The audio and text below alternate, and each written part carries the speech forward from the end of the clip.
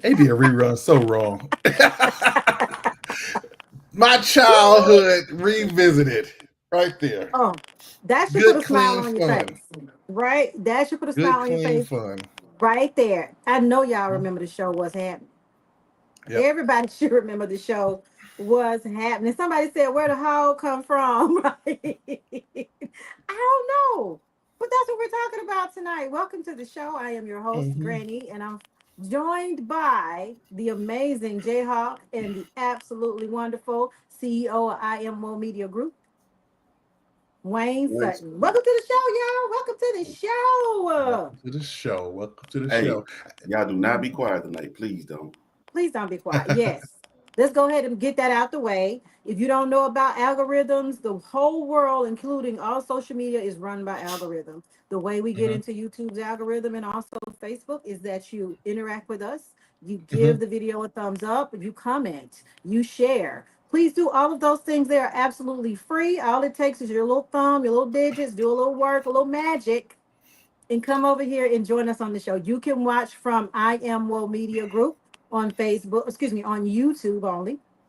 You can also watch on my Cheryl Bryce Nathaniel Facebook page live. It's streaming right now, or on the 4040 Network, which is streaming on YouTube live right now. You're Oh, it, Guess what? Wayne. Go.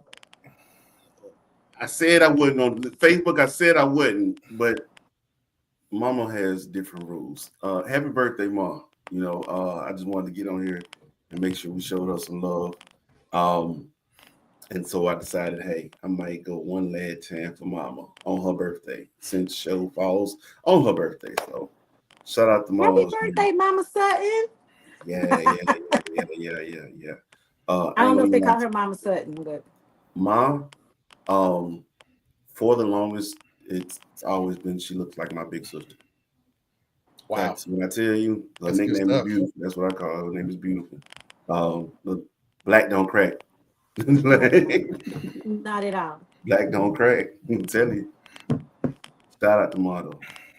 Shout out to Ma. Keep being beautiful. May God bless you with longevity and health and wealth and all of the things you deserve in this life, Miss Sutton. We thank God That's for right. you. Happy birthday, Mama. All right. Happy soul day. Touchdown. Another Happy trip around the Soul sun. Day. I know, right? I got a lot of sunshine stuff here. I don't know where it's at right now. We're not gonna pull it out. Back to what's happening, you guys. Unless you want to say Hmm. something else, want to sing your mama a song before we move forward. Did you say sing my song? You want to Go ahead sing and your do it. mama Go a ahead, do song? it. Good. I promise you. No, I have you made a don't. fool of myself on a lot of these shows. Tonight is not. Oh, we need no chaser. Let's go. No. Dear Mama, I love you. Not Dear Mama Tupac, but Dear Mama Boys to Men. Yeah, I'm good on that. No. Okay. That requires Don't a let couple. Wayne fool y'all. He can sing. Don't y'all listen to I play He can around. sing a little bit. I play around. You played around. I play around. That's it. I play You hit around. a note or two, Yeah, yeah. and I got it. Yeah. A note or two. That's it. Oh, he said a I'm note or look what they two. call it, a choir voice. He blends in well with others. You the background singer? Shoot. Well, y'all missed it earlier. I was singing a little bit on my live. I went live on Facebook for a hot minute to announce Oh, that we were going to be really? going live at 8 o'clock tonight. So y'all missed me Singing. singing Betty Wright and Denise Williams a little bit. I tell you, boy, you I know what seen I'm you doing your saying? thing with the hunting wives though. You need to make sure these folks is Oh, following you. oh, I have got to finish giving my commentary on that. I've only done what the fuck did I watch part one. I got to do I seven haven't more seen the parts Hunting to Wives yet. I haven't seen it yet. it. So You haven't it's seen just what the something. F did I watch part one? I haven't seen Hunting Wives. I've heard about it, but I've been. I got a couple Oh, of I other heard a things lot to about it, watch. but I ain't. Yeah, I haven't Well, seen it. look. I watched it by accident. So if you watch my YouTube video on it, it was just by accident that I watched The Hunting Wives. And this is a squirrel moment, and we're gonna get right back into what we're talking about in a minute. But I was looking for a sci-fi series to binge on Netflix because I'm a sci-fi fantasy girl. I love Oh, comic good. books and hero stuff, and I love fantasy. I just got off of my Sandman season 2 run, so I was really Oh, looking okay. forward to something along that in that genre. Well, anyway, the Hunting Wives come up in my crazy self because I have a horror sci-fi brain. I'm thinking this is about women who are uppity who hunt people That's what I thought. because my crazy self didn't read the description of what this show was about, and I was like, "Oh my god, I got to watch this! They're hunting people." Well, not necessarily. They weren't hunting people, not really. Not So, really. but What, I ended what up were getting they caught hunting? up. What were they hunting then? Well, it's Are, are you gonna? a girl gets murdered. Basically, a girl gets murdered, and you would think they would be hunting her in the woods because that's how it was set up. But that's not the case at all. And I don't want to give a spoiler away because if I tell you what happened, Okay, you okay. may No, not watch the don't give it show. away. Don't give it away. Don't give it And I away. Then don't don't want to give it give it away. away. But I will say, let me tell you what hooked me on the very first episode. It's this uppity chick from the East Coast. She's from Cambridge, Massachusetts. And of course, her husband gets a really good paying job down in Texas and where the good In old boys are at, Texas. where the Republicans and the Christians are at. And she's a liberal. Clearly, describes all these women as like little Marjorie Taylor Greens. That's her thinking as she's coming into into this small town Texas from big city Cambridge or whatever. Oh, that's gonna She's work out already real thinking there are well. a bunch of hits. So I'm thinking, yeah, there are a bunch of hits. So she gets here and she's surprised to meet Margot, who was nothing like what she thought. Everything she thought about these people, that's not what Margot displayed. Very liberal, open lady, blah, blah, blah. Long story short, what really hooked me was the end of episode 1. Margot was flirting with an 18-year-old. Margot is in her 50s. Now, I don't have no problem with older women sleeping with younger men, but baby, he needs to be at least old enough to buy you a drink. Can I? Yes, go ahead, because I'm telling you that kind of, This is a sick Negro. yeah, That's pretty bad there. And that's pretty bad. It gets was he at worse. least It old goes, enough to change his own diapers? I mean, he was 18.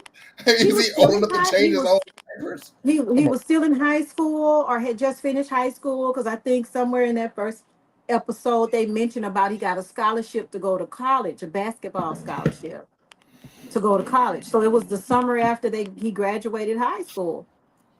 And this So and the A other lot of thing hookups is, happen with the Cougars I know, but here's the thing: his and the college mom, kids. the guy's mom, Brad's mom, and Margot are supposed to be best friends. So she's sleeping with her best friend's 18-year-old son. It's like, hey, whoa! I caught that. I caught that. Right? Go ahead, say it out loud. That's it. That's She it. playing the role of Mrs. Robinson. Hey, Mrs. This is a sick Negro. that's all I got. That's. Robinson. I'm We might gonna have be to have a honest. show I think about it that. does need. It does. I get it. People have age differences or whatever. Whatever. Cool. Mhm. Shannon Sharp ain't taught y'all. Y'all gonna learn one day. But anyway, I think it does need to be certain etiquette. If you got kids around the age of the person who is pursuing you or you're attempting to pursue, that's off limits. Or if your kids are older than the person who is pursuing you or you're attempting to pursue, that should be off Man. limits. It got to be, bro. She's 50. Yeah, she's definitely in her 50s, and she Whoa, doesn't have children whoa. of her She own. got kids older than I know. She got kids No, older no, than. this But, girl, but this woman whoa. doesn't have any She's children. She has Stifler's two mom. stepsons. It's Two Stifler. stepsons. This woman She's doesn't have any Stifler's children in the show. mom. This woman doesn't have any kids in the show, y'all. She's a 50 something, no kids, two Okay. stepsons. That's it. She got two stepsons. She don't have any kids of her own.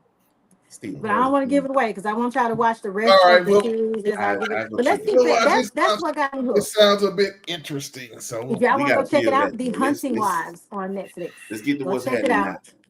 Let's get what's into what's going on? happening now. Look, So what's before we happening now? get started, we do want to say that Dr. Danielle Spencer, who played the beloved character Dee, did pass away yesterday of cancer. She was battling cancer, and God called her home, as we say. And her family left a very, very heartfelt tribute to her on her Facebook page. That's why we opened the show with what's happening now. And let me go ahead and premise this. We do not own the rights to that theme song or the music. That belongs to the production company. So we want to go ahead and throw that out there now. But this is what she had to say. And I'm going to read it because we got a couple clips we want to play. And Wayne has a special tribute that he made on his page that I want him to talk about. So it says this: Dear friends and supporters, on behalf of our entire family, I want to extend our deepest gratitude for your kind messages, prayers, and beautiful memories of Danielle. As many of you know, our beloved Danielle, affectionately known as Dee, passed away peacefully on August 11 at the age of 60 after her brave and long battle with cancer. Danielle was cherished not only for her unforgettable role on What's Happening, but also for her compassion and dedication as a veterinarian and animal advocate. She faced life challenges from a traumatic car accident in 1977 to health struggles later in life with a level of courage and grace that inspired all who knew her. Thank you for honoring her with your words, your memories, and your love. Your support means more to us than you can imagine during this time of grief and remembrance.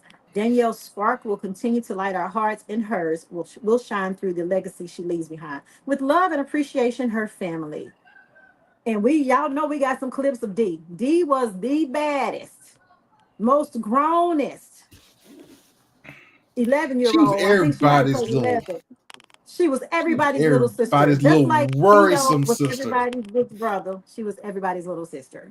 We got a couple clips of Dee. Dee was the show. I mean, I know Raj and all of them and Shirley all made an impact, but they got there. Dee, every time she looked at Roger, she gave him a virtual slap.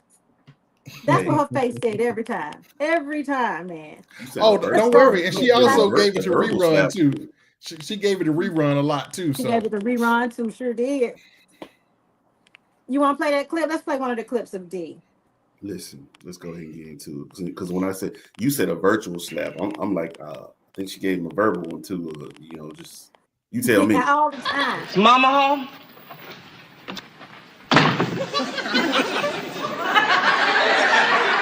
Just a minute, Robin. What is the matter with you coming in this house, young? Is Mama home? Can't you see I'm on the telephone? Listen, when you walk into a house and you see a person on the telephone, you don't come in shouting, "Is Mama home?"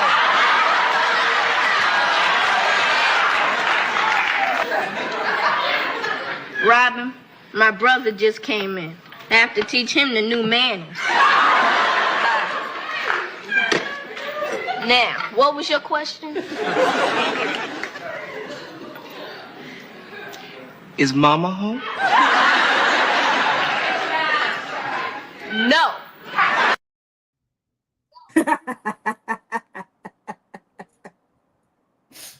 that was Gotta epic. love her. I Gotta remember love that. her. I remember that. Not that she didn't like, she knew the question. Yeah. So what was your question? Again. Speaking of rerun, I think she got him on one of them clips too, didn't she, Wayne?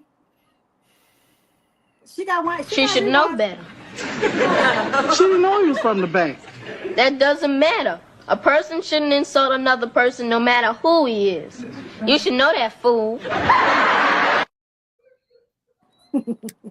Too wise beyond her years. I know, wise beyond her years, and grew up to be an animal advocate and a veterinarian. She had a lot going on in her life. You got any more details to share on Dee? Did you look into So yeah, so I went and after I found out she passed, I said, yo, because I found out today she passed yesterday. Now I get it. She was one of yesterday's stars. You feel me? But let's be clear. This is still Dr. Danielle Spencer. Now, when you think about the term doctor, that is somebody who put time in, who worked, who grind. But I'm going to tell y'all a little bit about Dr. Danielle Spencer real quick, aka Dee. Dee, as you can see, a woman of many faces. But in 1977, during the second season of the show, she was involved in a car wreck that left her in a 3-week coma. Also cost the life of her stepfather. You said during the show, right? So it was 1977. During the original show, the second season of the original show, she was involved in a car wreck that left her in a 3-week coma. She eventually, later on in life, developed breast cancer, but it affected her spine, which is why you will see her with crutches and walking, accessories and everything like that. But those were tied into the results from the actual accident as well. A few years back, she survived a brain aneurysm. Wow. She's made tough stuff. And now she has succumbed to cancer at the age of 60. This is a woman, when I tell you, she was a warrior. She was a fighter. She was an overcomer. And even with all of that happened throughout her life, still to be able to go out and work your behind off and add the title doctor to it. I salute you, Dr. Danielle Spencer. You are an inspiration to many. And if you don't know the story out there, I definitely ask you to go and look her up. But if you think that life is tough, I've been through so much, I guess this is as good as it's going to get, you will get everything that you were willing to fight for. And Dr. Danielle Spencer is absolute proof of that. D, God bless you. The world misses you. And your spirit lives on in all of our little sisters. I am the little sister, so maybe her spirit lives on in me because I have a big sister and a little brother. So yeah, that part. But that show was very. I know we talked about we lost Malcolm Jamal Warner, a couple weeks ago, and so we talked about the Cosby Show and what an impact that had on our lives growing up as kids. What impact did what's happening have on your lives or the way you viewed the world, your world perspective as a kid coming up? And I know this is going to be mostly for Gen X. If you are watching the show and you're a little bit younger than us, we will put a picture up of the cast. Hey. We will put a picture up of the cast so you all can know the characters and who we're talking about on this show, what's happening. But starting with Jay first, like what kind of impact did this have on you? Thank you for putting that up there. This is the original cast of what's happening. And what was your impact? What was the show's impact on you? Well, you know what? Let me go ahead and go first. So I was aware of Fred Berry first because he was with a dance group and he was a skater and he was actually pretty profound. And my cousin, I grew up with my cousin Pam, and in her room, she had different posters, but she had one of Fred Berry and the group that he was with, as far as dancers and skaters and roller skaters in the room before I was even aware of what's happening. So I got aware of because it made me think that this guy at that time you thought that he was a big guy. He really not compared to where we are today, but how athletic he was and how he could move regardless of the size. So it just let me know at that time that there's really no limits. It's what you put on it. And of course he had comedic timing. So I thought it was just a really cool show for me. But really cool show. Yeah, for me, yeah, it was really cool. I me tell really you, Bert, enjoyed it. Now of course I'm the millennial, but of course I've always been somebody who's grateful and appreciative of the Gen X era, so I kind of always felt like I was born outside of my era. Like I was supposed to be in the 70s. That's where it was at. But whatever. 82, Michael Jordan, Michael Jackson, whatever, cool, whatever. All right. So anyway, but no, I got a chance to watch what's happening now. D was an absolute favorite of mine. Even though I was a kid, I was a child watching the show and everything like that. But she was a favorite of mine because I knew many people who were like her. And she always seemed older than what she really was, age-wise. I love to see Raj and Rerun and Dwayne and them hanging out. because we all had cousins and friends that this is what we do. We're gonna leave and go play basketball. We're gonna go shopping. We're gonna go hang out and get some food and this. Like this is what we do. So it was just cool to see that in a different era for me, how they got to hang out. And it always seemed like they were getting in trouble. But then when you think about it, we didn't have much going on back then. So yeah, it was good, clean fun and good, clean trouble for the most part. They weren't like holding up stores or anything like that. It was good, clean fun. It was good, clean fun, but it was always some nugget. Now the one for me was always gonna be, rest to her. Big Shirley. Big Shirley. Yeah, Lord, that was the punchline queen on that show. She didn't miss them. You set them up, she knocked them down every single time. I loved her afro. She was great in what's happening now. When they made it was Raj, D, and Shirley, I believe, for what's happening now. Those three came back. We didn't see Dwayne. I didn't see Dwayne. I don't know if he made a cameo or not. But yeah, Shirley and that afro was all she was. Yeah, it's heartstrings. I think what's happening now had more impact, but I enjoyed both. Well, you know what? I'm glad you mentioned something about impact because we can segue in just a moment to impact on these Black TV shows and our Black culture. But yeah, I appreciate that opinion on that, though, man. Well, let me tell you what impact it had on me. First of all, we can't forget the fashion and the style and how at the time, I think we saw diversity of styles within women. You had Shirley, who was very natural, and we had, I think, the mom of Rajam, Mabel. She had like that pretty pressing curl, dark and lovely. D had the dark and lovely, and I remember not the dark and lovely.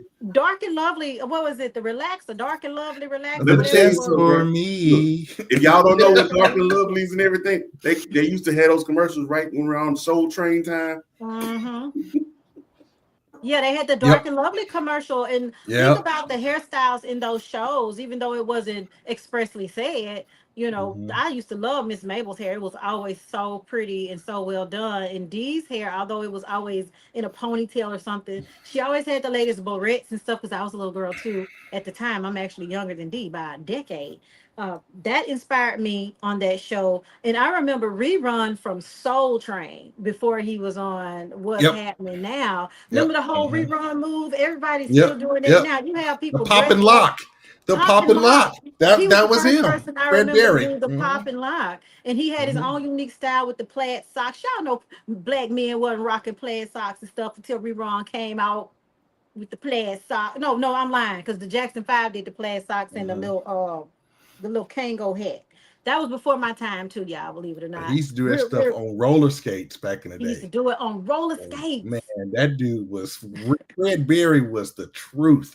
So that was my impact. I love it. And for you hip hop heads, like this is how real Fred Berry was. Fred Berry intertwined with hip hop, like for real. He has a staple. He has a stamp in the world of hip hop.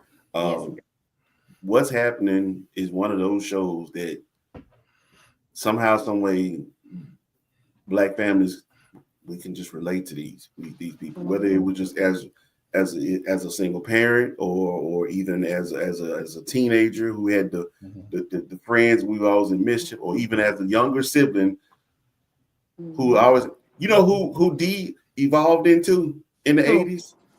Rudy Huxtable. Yep. That's it. She was a prototype. She was a prototype for Rudy. Absolutely. And y'all know what else I liked about it? It seems like the restaurant they hung out in What's Happening was like a Black-owned restaurant. Don't quote me on that one, but all the Black people hung out there. Shirley worked there. Roz worked there. Girl. Big Shirley's. Yeah. What was it? I thought it was Shirley's, wasn't it? It was Shirley's on the restaurant. Yeah. So, and we all have one of those in the hood. At least we did when we came up. We had Jack's. We had Jack's store, and we had Miss Mildred. Now we couldn't really hang out in Miss Mildred's store, but when Jack's Candy Store came right next to the Teen Center in Brookhaven, that was definitely the hangout spot.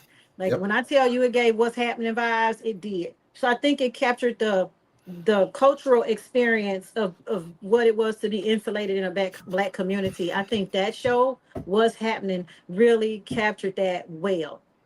for us as a black consumers. But yeah, Yep. that's that. And we didn't have many shows either. You know, Mm. I mean, it was at that time it was few and far between. You know, that we had an all Especially black then. cast. You know, we had some black speckles, like Well, let's do it. Welcome Back, Carter, or we had some speckles of people. Hey. What about Silver Spoon? What was that? Silver Spoon. Silver Spoons had introduced- one black It character. Different introduced Strokes. Ribeiro. What's his name? Different Strokes had two. Everybody else. Different everybody Strokes. else That's the was one like- I'm thinking for. Silver Spoon was Ricardo Rivero. What's his name? He ended up being Carlton in Alfonso Ribeiro. Alfonso Rivero. He was on Silver Hey. Spoon. Hey, I saw a recent clip from Different Strokes, and I was like, I don't remember seeing, but it's one where what's my man's name? Gary Cole. That was it Todd Bridges? Or you Yeah, Gary Arnold? Colvin and Todd Gary Bridges. Cole. His Arnold. character had a friend, and they would go, and apparently one time they were being seduced, I guess you could say, by an older gentleman with candy and goods and things of that nature. And it turns out that the man was also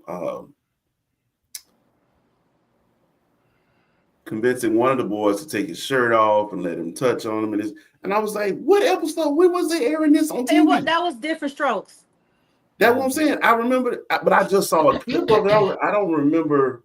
I don't know if it was pulled from air, but I remember vaguely that episode. That show also dealt with drugs. So I think the Todd Bridges character had got caught with drugs or something, and they had the whole drug conversation. It had a lot of life lessons, moral bullies, lessons. the bullies.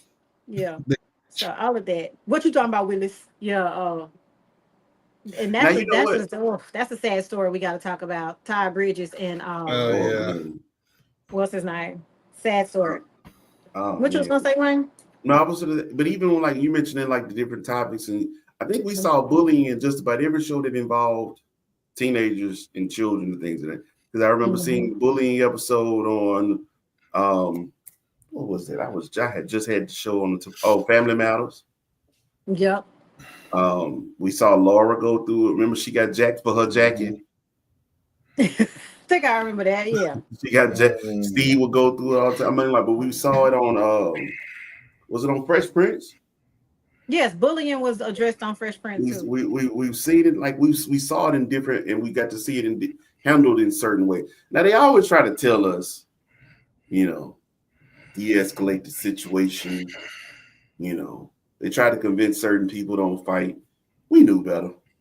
Black folk, we knew better. I'm gonna turn the other cheek once. You ain't getting the other cheek. You gonna get too many more of them. You ain't gonna get too many more of them cheek turns, okay? Shoot, get your life together. But yeah, here we're gonna segue now because tonight's show is not gonna be too terribly long, but we're right at that 30-minute mark. So again, if you're just joining, welcome. You can follow us on YouTube at I Am Woe Media Group. For my channel, it's the 4040 Network. And Jonathan, give them your tag. I am Jonathan Hawkins on YouTube and also on TikTok. There you go. Right. So y'all can follow us on any of those. Go ahead. Right.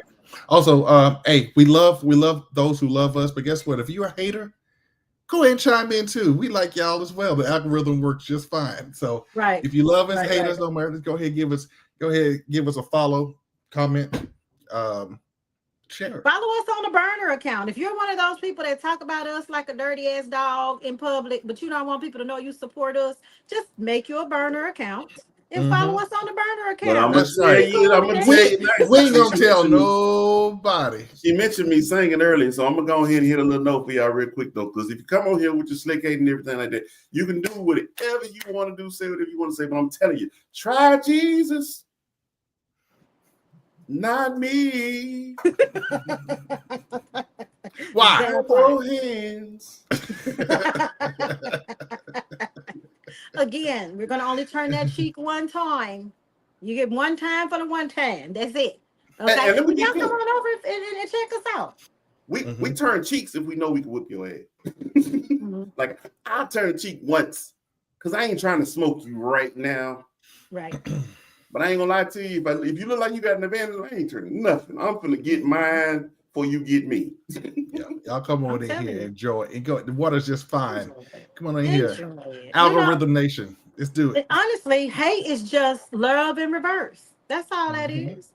That's just admiration in the upside down.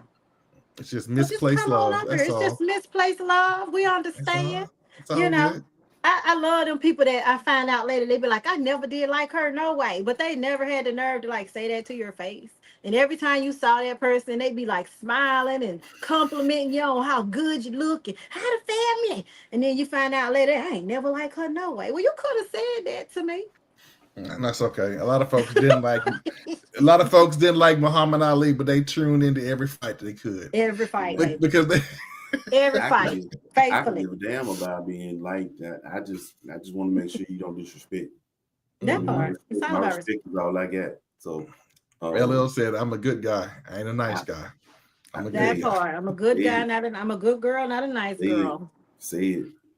I'm just saying, y'all. But yeah, definitely tune in, view it, like it, share it, comment. You know, all of that. We love all of that. I understand now what they mean that no all press is good press, because what happens is, think about when you hear about a scandal about something that's happening with a celebrity. More people get curious, and what do? They go check out the celebrity's page, the person they done talk to them about page. They look at everyone's page, and to some degree depends on how exposed you were in the small towns that we come from. A lot of us end up being what they call that local celebrities, and not even knowing it. Unbeknownst to us, you become a local be on the T list. Be on the T list. Be on the T list, and you don't even know you're on the T list. You know. David. You don't know y'all on the T list because somebody said, I had a guy come up to me one time. I guess this had to be about 5 years ago. And I was in a store in Bogalusa shopping. And this guy was walking through the store, and I knew his face, but I didn't know this guy. I just had seen him around. So I'm walking through the store. I'm looking at the shoes. I know this motherfucker, but I don't know this motherfucker. Yeah, right. That part. I know him, but I don't know him. So we're in the store, I'm looking at shoes, and he said, oh, I know you, Miss Nathaniel. And I said, you do? I don't know you. And I just kept looking at shoes, you know. And he was like, yeah, you the preacher's wife. Really? Okay, sir. And I stopped looking at shoes and looked dead at him and said, I need you to tell me about me, since you know me apparently better than I know me. Please tell me about me. He was like, no, you know what? Don't worry about it. Oh, no, you just said you knew me better than me. So I'm gonna need you to tell me. I ain't say all that, ma'am. I'm just saying I know you preachers. Well, I'm just saying. I guess he must thought I was meek and mild, baby. I wasn't finna turn damn cheek that day. Bitch, what you got to say? Say it. I ain't saying nothing. Go on back over there to wherever you want to have that broke conversation. Yeah. But yeah, you end up being a local celebrity. I can admit it. I think I'm one. I'm gonna own it. I'm gonna own my local celebrityism. Hate is just love, misplaced love. And on that note, we got to talk about some hate, because it no longer takes a village to raise a child nowadays. If you see somebody's child doing something wrong and you correct that child, you correct that child, and they go back and tell their parents that you corrected them, whether that's they were at your house and you had to spank their butt for getting out of line, or you just chastised them verbally because of something they did. Nowadays, as the title of the show suggests, don't hit my child. You are not their parent. That is what we about to beautifully segue into. And I'm going to pass it over to Wayne for a minute so I can sip my beverage. Go ahead, Wayne. We'll go ahead. What we're going to do is we're going to play the video that kind of got the ball rolling on this whole conversation. If you're easily triggered, brace yourself. That's all I'm going to say. Well, this is a conversation to be had about this. This is going to be good. Yeah.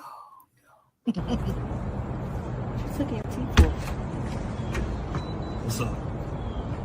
You put your hands on my son? Caught him in the bed with my daughter. They don't give you a right to put your hands on my son. He know the No. rules. He know the rules. When Okay, he come and over I here. tell him the rules, but They you, in the when it living comes room. to They my don't go children, in- you do not put your hands They on my don't- child. They don't go in the bedroom. Understood. They stay in the living room. Understood. He put his hands on you, correct? Do not touch my child anymore. And I wouldn't touch your child. Don't put your hands. I didn't hit him. I didn't hit him. I It doesn't roughed him matter. up. You I put threw your him out. hands He on knew the him. rules. It doesn't matter. You could have spoke to him. You didn't have to touch him.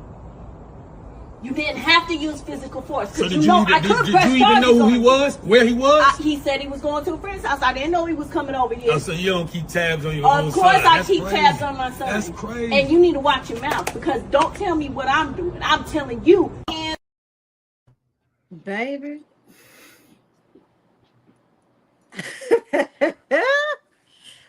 Woo!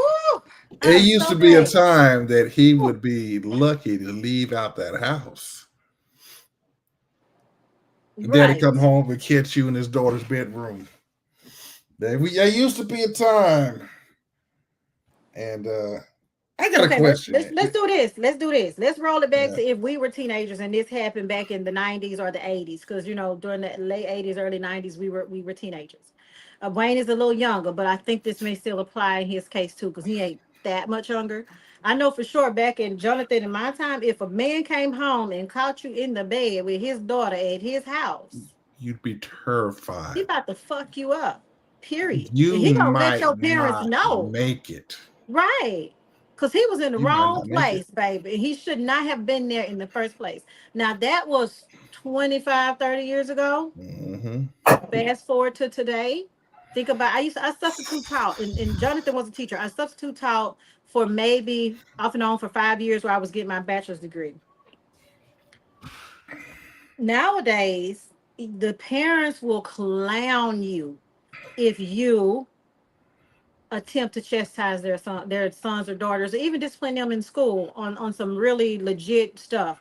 They will come over there and Oh, I try to got clown the stories. teachers. You Oh, I got know, stories. I don't have any more dogs in this fight. All my children are adults, I and my got youngest is stories. 21. But give me some stories, because Wayne done I sat got back, and I stories. know he got I got stories. some. All right. Go ahead, So, Jonathan. so it was this is one school in Dallas. The Mhm. neighborhood was pretty. The neighborhood has been the focus of the first 48 at least 4 times in this neighborhood. No, You guys remember what the first 48 was? we in remember. Dallas. Mhm. And so this kid, I couldn't get his mama on the phone. He was legit failing. What wouldn't do work, wouldn't even try. Mhm. So he wants to be seen. That's what happened, right? So he had breakfast. He'd come back to the room. We got to get started, call the roll, get started on bell ringer work, things like this. He didn't want to eat breakfast. He wanted to open up his hot chips as soon as he got to the room. Mhm. I said, no, sir. We had a chance to eat breakfast. You're not going to do that. Well, my mama said, I'm sorry, your mama's not running this classroom. I took his chips up, put them on top of the counter, up top.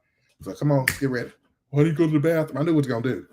You ain't go to the bathroom because you can't deny a kid from going to the bathroom. He went to the office and called his mama. I took his chips. The same mama I couldn't get on the phone to talk about her son's work or his lack of work. She brought her happy hips up there in class to try to confront me about the chips. At the door, why my son's chips? They up there. How come you get it? Oh, I give them to you. But since I'm giving you these chips, I'm going to give you these F's that I've been trying to get to you, but you won't sign. Mhm. There was an issue with that. Obviously, she didn't want to be called out like that. So there was an issue, you know. However, the point I'm making is she was majoring in minor things. Say it again. She was majoring in minor things. Her son's future was in jeopardy, but she couldn't see past the point of he took my son's hot chips.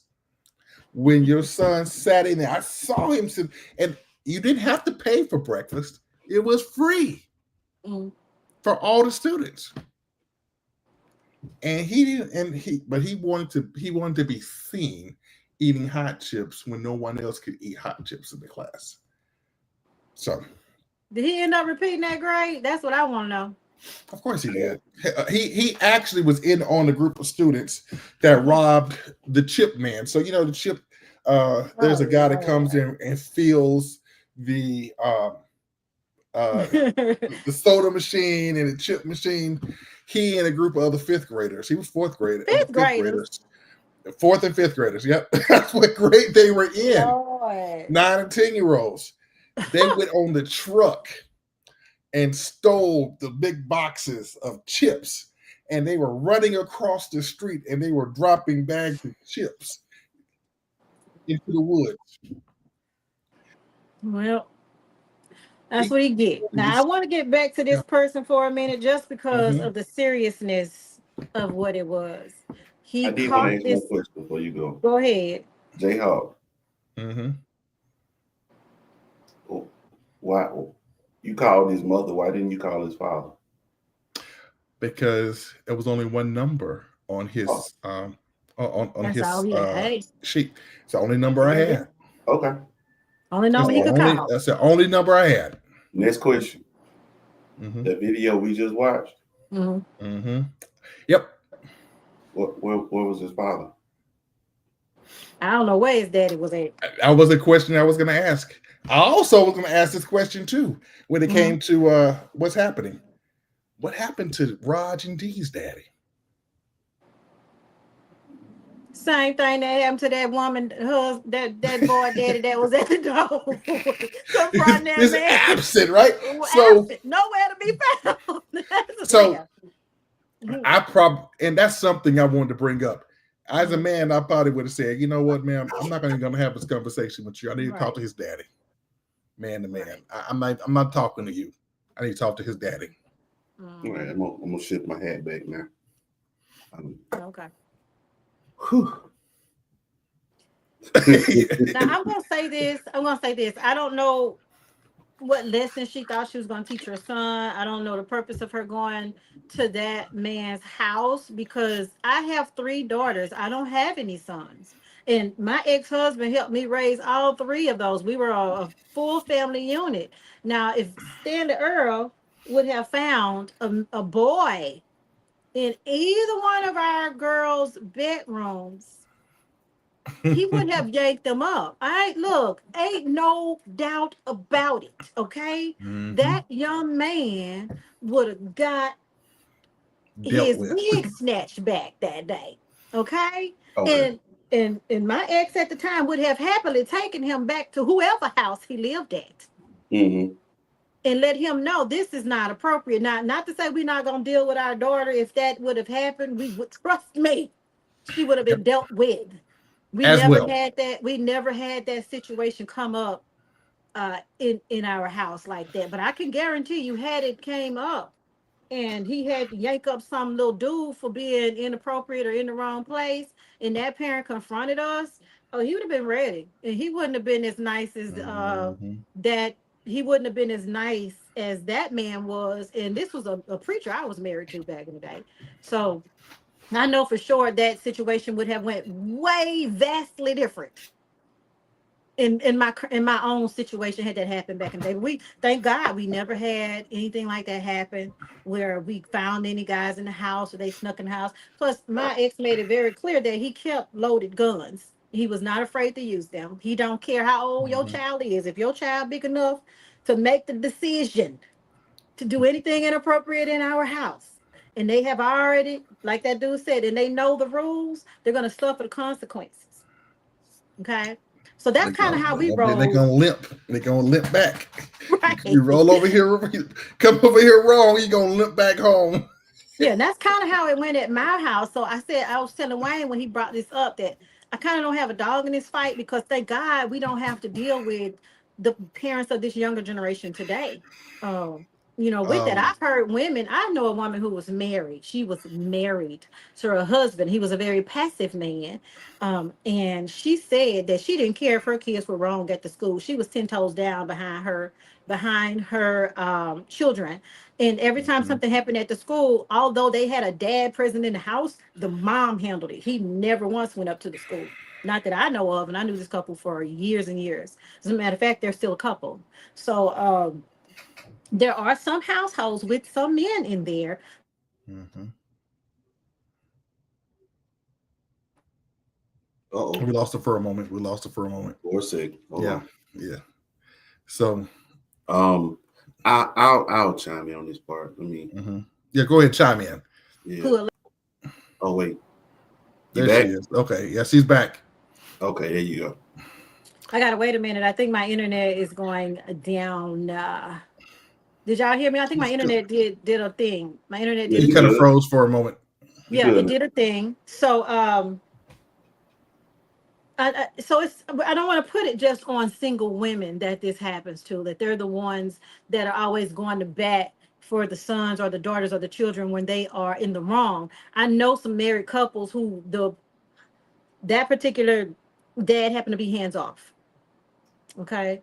So it just depends on what it is. We want to assume always that it's a single mom, but we don't know. I don't know that lady's situation. I don't know if there is a dad in the I'm house, not. but I think I would have asked. If I was him, I would have I asked. think that what she's teaching him is how to skirt accountability. There you Yes, that's the lesson. And so Not a good one, but what are we doing when we're teaching our kids that accountability for thee, but not for me?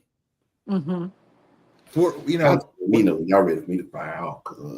yeah, go ahead, fire go off. ahead. Go Because look. that's I'm what I gonna let think. y'all Go speak. right ahead. I'm fire out. Because I would have told her she needs to get out from front of my door with that. Absolutely. You not welcome on my property. He definitely ain't welcome on my property. And if I see either one of you two on my property again, it's gonna be a problem. Like Scissor said, it's gonna be a problem. Let me be real. You can come and talk to me about anything. What you're not gonna do is come to my front door and talk to me like this. Absolutely not. What you're not gonna do. I ain't even like at this point in time, fuck whatever them kids got into. You get into me like this. Yeah, you do this here. You ain't gotta worry about me. Baby, I'm a gentleman. I promise you I'm a gentleman. Baby. I got somebody who's gonna put you in your place. Now, if you want to talk civilly, we can talk civilly. We can do this. But if you think you finna come, and then you got irritated because he was calling you out on the slick too. He was. You not going. You better watch your tone. You better. You don't come to my place and tell me what I better do. Taser. What them kids talking about, or what they done. We'll deal with that. But right now, you and I have a whole separate situation. Yeah, this is why I say, where was the father? Lady, you could have got killed. Sure, you have no idea how dangerous you are playing, disrespecting the grown man in his home. This is the one place in this entire world where I have peace. You're not going to come and disrupt it. And honestly, it's your son being in and don't get me wrong. My daughter was in there with her too. I'm gonna fuck her up on my own. Right. But your son, who knows the rules that I set in my house and broke said rules, you're not gonna come and try to check me about that. Now he made it clear. I didn't hit him. I threw him out. Right. I roughed him up and threw him out. In the past, if you got caught with some shit like getting thrown out was lucky. I wish that was all that would have happened. Least of your worries, right? You ain't never felt pain till you've been grabbed by a black woman by your ear and drug by your ear. Feel like it's about to come off. You think that's scientifically impossible. Nobody can just rip your ear like that, right? Especially this little bitty person. It will happen. I'm telling you now. Not only that, I know I'm a little behind y'all, but I ain't much further behind y'all generation. Right. We grew up on community ass whoopings. Yes, we did. Jesus. See, so this is where I was going back to. When I asked where was the father, it's not about a single mother thing. These are women who had some point in their lifetime tried to tell somebody something and people didn't believe them. So they have committed to, no matter what my kids get involved in, I'm going to always believe them first. I'm going to always back them first. I'm going to always support them first. Even when they dead is wrong, and you're setting the dead wrong precedence by that. Go get your therapy and do your shit right. Go get your therapy and deal with your shit right, because you are not doing your children any favor by bringing your baggage over in the way you parenting them. Your son was wrong. He broke established rules and he was kicked out for that. And you are lucky that is all that has happened to. Because I promise you, if a father was present in his home, he would have told his son, even when if you'd have tried to jump in that car to go over there, get your head back here. Boy, you ain't had no business being up in that room. You lucky you alive. His father would have told him that. Mm-hmm. His father would have told him that. And that's all I'll be saying. We have got to get to a point where the two-parent system, even if they don't live in the same household, fathers have to be just as important as mothers. Absolutely. We all have a job to do when it comes to raising these children. Yep. And I'm not saying that there are always women who are preventing men from it. There are punk-ass men out here who are incapable of doing the job. You want to lay down and make babies but don't want to raise the babies. What kind of shit is that? It goes back to what Jonathan said. Some of these men are not being taught accountability. She literally just taught her son how to skirt accountability. I understand she may have some baggage and all that, but the lesson today, because it's parents that may watch this now who do this very thing, who defend their children no matter what. You're teaching them to skirt responsibility and accountability when you back them when they are wrong. And you're teaching them to be disrespectful, because you went in another man's house and disrespected his house, and then you roll up disrespecting the man too. So guess what? You turning your son into a YN. Right? I'm glad you went there, because as an educator, be honest. How many times do you have to deal with parents who overstep the boundaries? Oh, I did, but you know what? I think I had to do that. I learned how to do that, but I had to do it in the beginning of my teaching career more than I did in the latter part before I left teaching. But yeah. And but I'm saying because I know there are a lot of people who are critical. They criticize the public school system. They criticize the teachers, the people who are actually willing to do the work. Because again, I always tell people, what in the hell, where's the glory in being a teacher? It damn sure ain't in the pay. It sure ain't. It damn sure ain't in the benefits. Like you catch hell from some of the parents, you catch hell from the administrators. You know, and so and the kids really aren't that. I can handle the classroom. The kids weren't that. Once the kids buy into the system, the kids are great. You got to deal with sometimes to buy into the system. That's buy into the system. But before they buy into it, they will be absolutely pure hell. Why? Because they've been taught you don't listen to anyone who isn't your mother. I don't give a damn if it's your teacher, Sunday school teacher, pastor. If it ain't your mama, you don't listen. And I've heard it. I've heard it. Like, I'm not making this up. And they think that is okay. You are killing these children. You are ruining the jobs of people who are with. Teachers are not, I don't care what you do. That is disrespectful to think they're just glorified babysitters. They are responsible for actually educating your children, not just babysitting them. They have a job to do. I'm not going to go too deep into it, but I give it to you. I have an educator as a friend of mine, okay? And one of the children had an extremely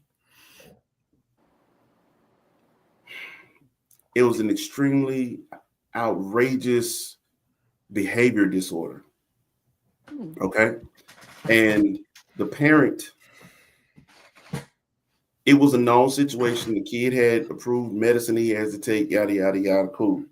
At the same time, the kid became a detriment to the classroom. And all I kept telling her was, you can only do this for so long. At some point in time, he has to go. And I know as an educator, you don't want to feel like you failed this child or you're having to kick this child. That's not your fault. But you have a responsibility to the children, the totality of the people in that room, to make sure that everybody gets what they came for. The teachers are able to do their job. The students are able to get the education that they're here for. And if there is one child who is detrimental to the growth, the education, the prosperity of the entire room, what do? And when I say this, behavior issues, safety issues were involved. Mm-hmm. So now kids don't feel safe, teachers don't feel safe. You know, the parents are doing all they can. I'm like, I'm sorry. Listen, my heart goes out to you, but that's your child. That's your issue. Mhm. You're gonna have to And figure here this that out. points to another deeper rooted issue too. And even you can see it in that video. It's just a little subtle because we're not looking at the background of a thing. She was offended too because that father had established structure and boundaries in his house, whereas she didn't have structure and boundaries with her own son in her house. So she's offended because she felt like the way she raises her kid in her house, you're pushing up against our non-structure and no boundaries, because she has to validate how she raises her son. And by that father saying, this is a boundary, he cannot cross it, these are my rules, if he breaks them, she was upset basically, even though she probably couldn't articulate it, because he has boundaries in place at his house and he has structure, whereas she does not. And I think subconsciously, even though she couldn't express it, she was upset by how he handled it because she doesn't have that same ability. And a lot of times when we get upset with other people, that's just projection of us being upset with ourselves because we didn't handle our child the way we should have. So now, because I don't want to face myself, and we already know the lady doesn't take accountability, she just taught her son how to not take accountability. So this has to be the father's fault that he got hit. No, ma'am. At the end of the day, it's your fault because you failed to have structure and boundaries in place for your own son and how to conduct himself at someone else's house. You are upset at the wrong person. She should be kicking her own self in the ass for it even getting to that Accountability for point in the thee, first place. not for Accountability. me. It comes She, back to that. she didn't have that conversation. Our mother said with her, what mama said, every time we was in the car, we got ready to go into the store, she looked us all in the face and she said, don't you embarrass me. Right? We getting in these people's store. Don't you embarrass me. Don't touch nothing. You embarrass Don't me. Keep say your nothing. hands. What mama said? If you embarrass me, I'ma embarrass There's you. Wherever you show out is where I'm a whole I'm court. gonna show out. Well, guess Don't what, touch lady? nothing. Your Don't son say got nothing. caught Stay by in the me. bed with Right. another man's daughter in that man's house. Your son Absolutely. embarrassed you. That's what And happened. instead of you embarrassing him, you made an ass out of yourself. Sure did. She couldn't take accountability because deep down, she does not have structure or boundaries within herself. And I'm pretty sure it goes deeper than that. I bet you it can go back to her parents and all the other people in our families who we do not set boundaries with. We expect the people that are outside of our dynamic to flow with the no rules that we have or whatever hell we got going on.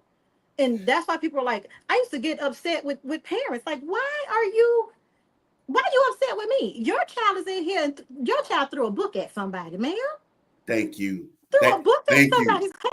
Why are you mad Why are you upset with me? at me? Because I caught your child doing something wrong. You're mad at me for doing my job. Absolutely. You're mad at me for being responsible. Now I gotta come up here and see about it because your teacher is calling me about my job. Now Like I gotta come see about what you said. Lady, you really came up here by some chips. You really left. Look, I wouldn't really. You really left your job. Oh no, she was at home. That's what I said. That's what I said. I would have She been was embarrassed. at home. You really left your job. Oh, you weren't employed. My bad. You came really in left your scruffies, house to come up here and fight over some chips and some house shoes. And she had a bonnet. I still remember. She was with a bonnet, and she had. I sure gave her them F's. Because think about I've been that. trying to She get said, you to see this. Look, I dare you. I dare you. Get me out of my comfort zone and make me face my child in the mirror because I don't have my shit together. That's literally what people say. That's what I hear now that I've taken more classes about the mind and psychology and how all of this shit we got unpacked in our unconscious mind really fucks us up every day. We don't realize it. So, I dare you call me out about my child who was in class rubbing shit on the walls. Don't you call me about that. That's your problem now. yep, that's your problem. What we not gonna do? Like I said, man, but sure, you're right. That's exactly how it in their head. That's what's happening. What comes out their mouth is something different because why? You're not gonna hold them accountable, and you can't hold them accountable, and they can't hold nobody else accountable because they don't know how to be held accountable. So again, if I was that boy, my mama would have said, "No, we going back over it." I ain't gonna even lie to you. If he had a man in his life, he would. Mama, don't do that. Mm-hmm. That's on if he had a moxie of respect for himself, you know, Mama, don't do that. He went, like, no, don't embarrass me like that. Because here's the thing. So this is your girlfriend. Mm-hmm. She my daughter. And the man said it very well clear. Well, if you don't like how I handle things in my house, then you tell your son to stay away from my house. Absolutely. See, again, she your girlfriend, but she my daughter. Mm-hmm. See, and this is my house. Take that away from you. You'll see her at school, but when you want private time, I was letting you have the living room. I was letting y'all hang out and watch the movies and everything up there. I take it away from you. Mm-hmm. See what I'm saying? If he had a man in his life, he would have known this is a dumb idea. Don't do this, mama. That's just let me take my L on that. You know, I'll make it right. And I'll see this. I had for the young man. One of the greatest women I ever known. Mm-hmm. Shout out to her, Miss Von Hersey. She was more than a teacher to me, but she actually taught me how to conduct myself when I would go to visit a young lady. You feel me? And she would tell me, even over the phone, you know, if I would call and I didn't say, baby, don't. If you're gonna ask for my daughter, ask right. You know, if you're gonna call my house and speak, like, you know, these are things that parents. But like I said, we had community parenting back then, and it was okay. She taught you those soft skills, right? Be punk ass parents now because y'all ain't took y'all ass to therapy now. You don't want nobody else telling your kid, all right, I'm gonna let your kid get fucked up out here. But whoa, it gets deeper than that. Right. These parents, you have a lot of parents that want to be their kids' friends and not I ain't your no friend. You know, see, we were told that. Number one, I'm not boo-boo to what?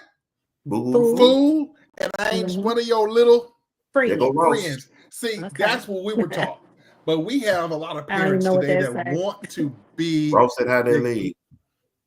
Oh, it's getting better and better. I'm walking now. So, thank you. So they can't parent for trying to be a friend.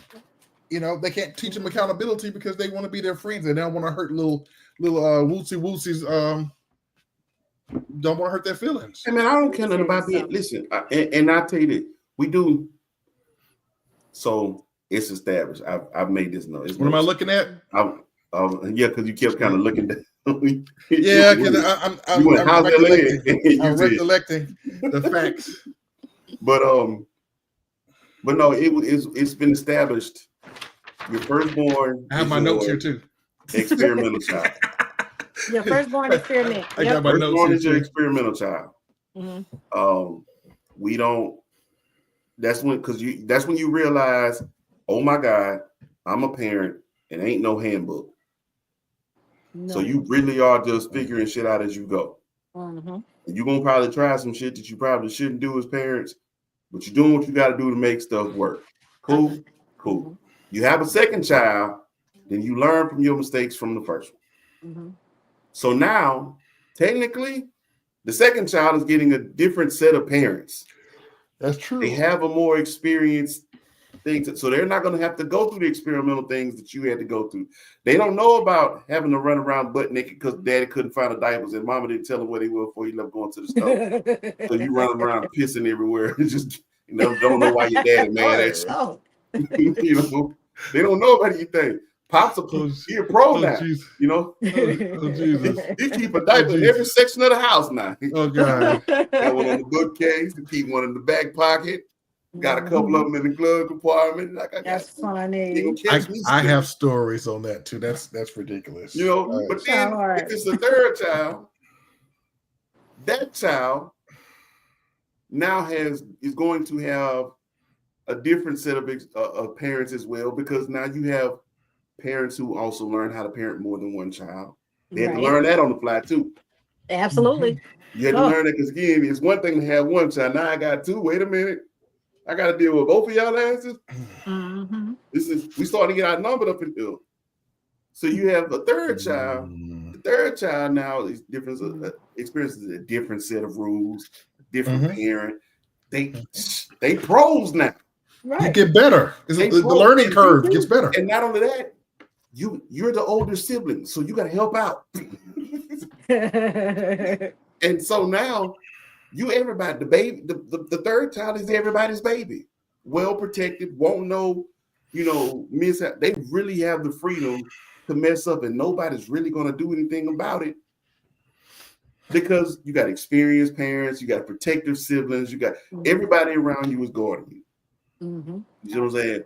So it's been very well established, man. Like, you're going to have different sets of parents amongst siblings. You're going to have different phases in your parenthood.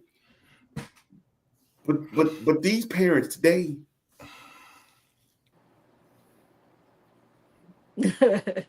And I will tell you this, for that whole I'm not your little friend. My girls are adults now. But when they were children and then preteens and then teenagers, they understood very well that I was not their little friend, because as parents, their father and I had to be the foundation. We had to be the structure. We had to make sure they go out into this world and they can be productive human beings and make rational, critical thinking decisions without us. That takes structure, rules, and boundaries. You cannot send your kids out here in this world without the basic life skills and how to conduct themselves. When you have parents out here who are trying to be their friends, you're trying to give them too much freedom too fast, and you're trying to do all these things, you're setting them up for failure, and you don't even realize you're setting them up for failure, because you're not teaching them to take accountability. You're not teaching them to think about their actions before they make them, because they're watching your dumb ass make stupid decisions and not be held accountable for those decisions. And that's where we get this, don't hit my child, you're not their parent. I don't know what happened to you as a child person before you had children, but you really need to stop and check yourself on some stuff. Like Wayne said, go to therapy, because that wound inside of you got you bleeding all over people who never hurt you. And it's festering.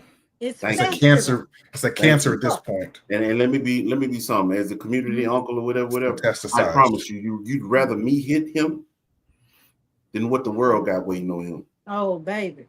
Because I'm telling you right now, they picking our kids off left and right. They locking them up. They shooting them down. They don't care about age anymore.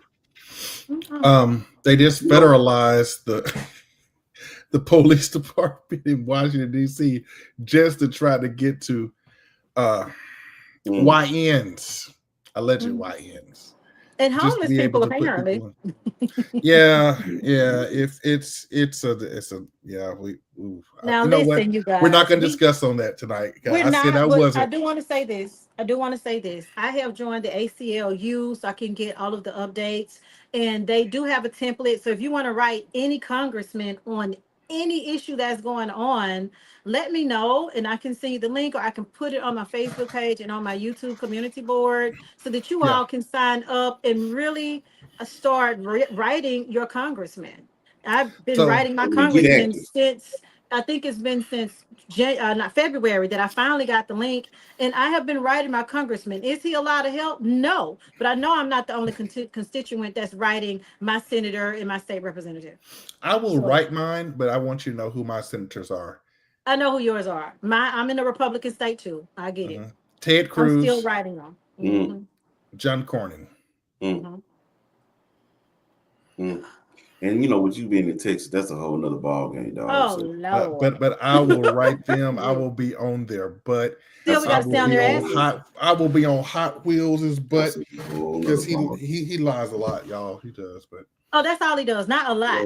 He That's just what. simply lies all the Hot time. Wheels a lot. He lies a lot. He Let's lies. That's back out part of of his this though, because we finna take We're gonna off. back out of Yep, this. We got one yep. more topic because I said we wasn't gonna be long, and we got one more. And this one might not take that long. Okay. It's about dating etiquette. And I haven't really went on a date since December of 2024. I haven't dated at all for 2025 because there is really no dating etiquette at all. And this is both sides of the fence.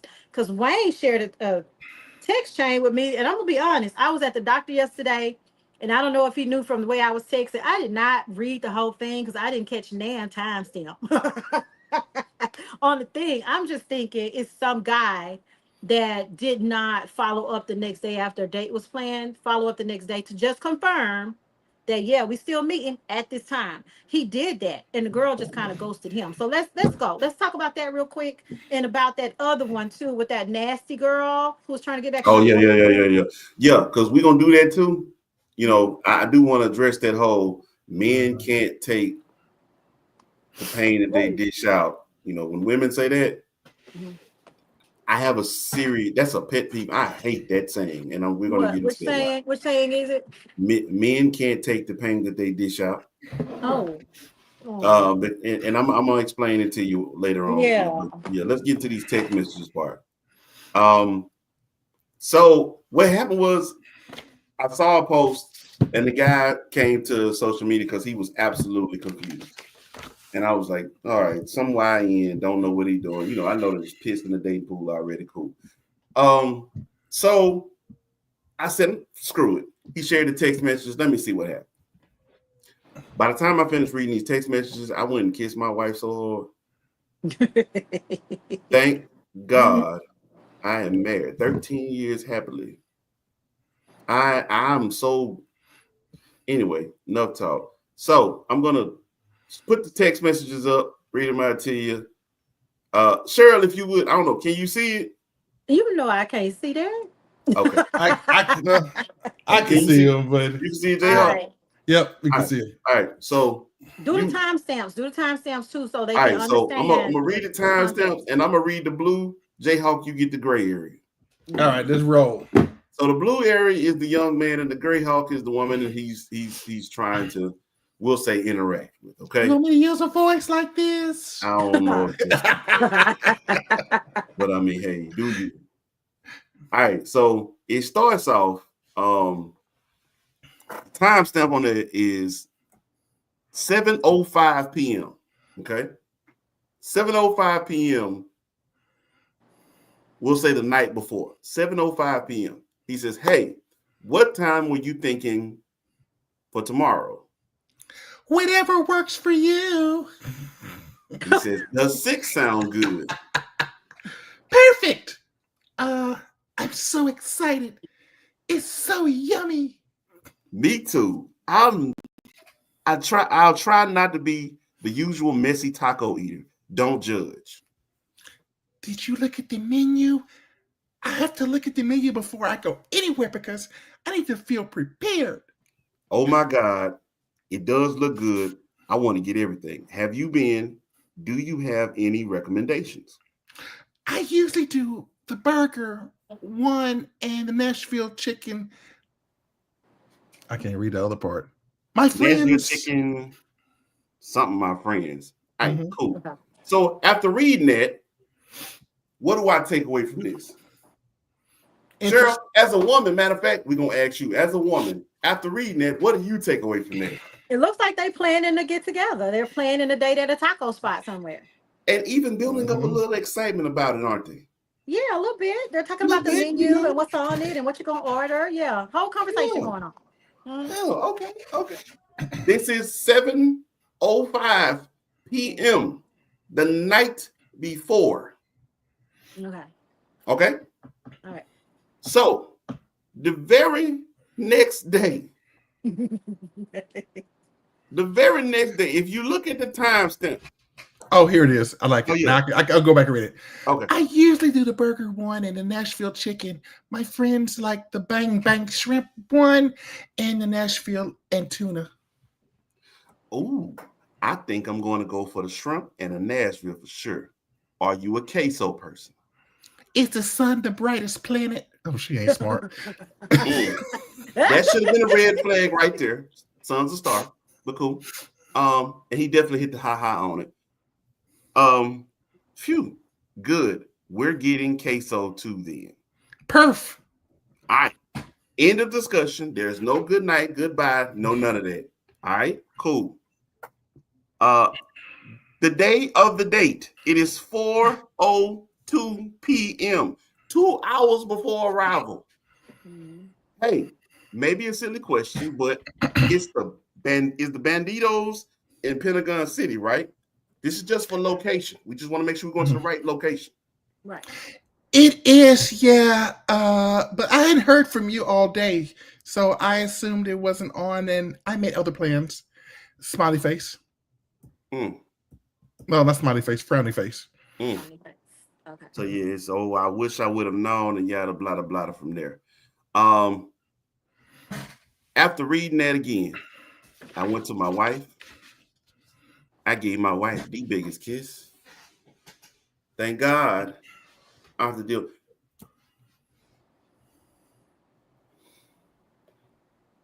So there's a word that was thrown around in the comments, and I know, Cheryl, you mentioned this word too.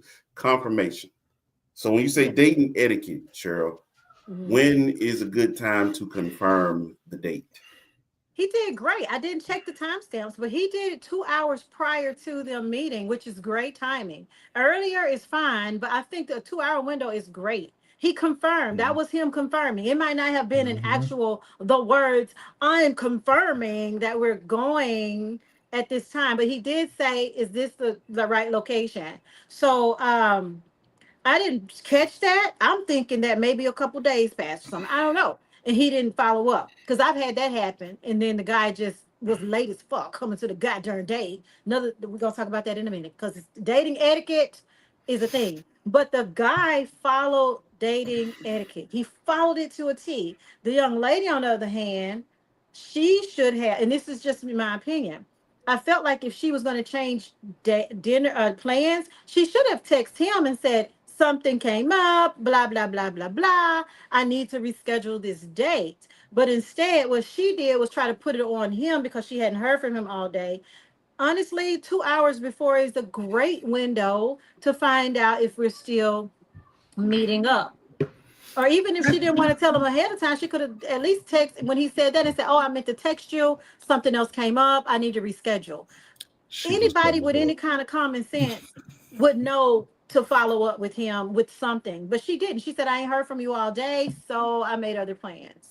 She was double booked that day. Hey, she was double booked. She definitely was double booked. Thank you. Just say that you got other plans. Say you got a better offer. But real talk, you get a job, your job expects you to show up as scheduled. If you get sick or something comes up and you can't make it, your job asks you to do what the day of your schedule? You got to call. You have to call before your shift starts. How much?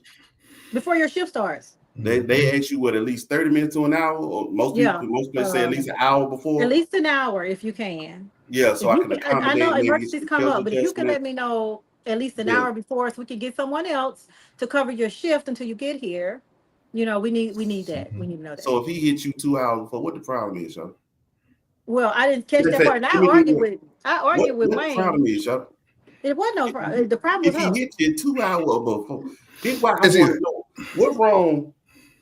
All right, here we go. Fuck it. It's one or two things. Right. One thing is she either got a better offer, double book, got a better offer, or two, she's just a flake.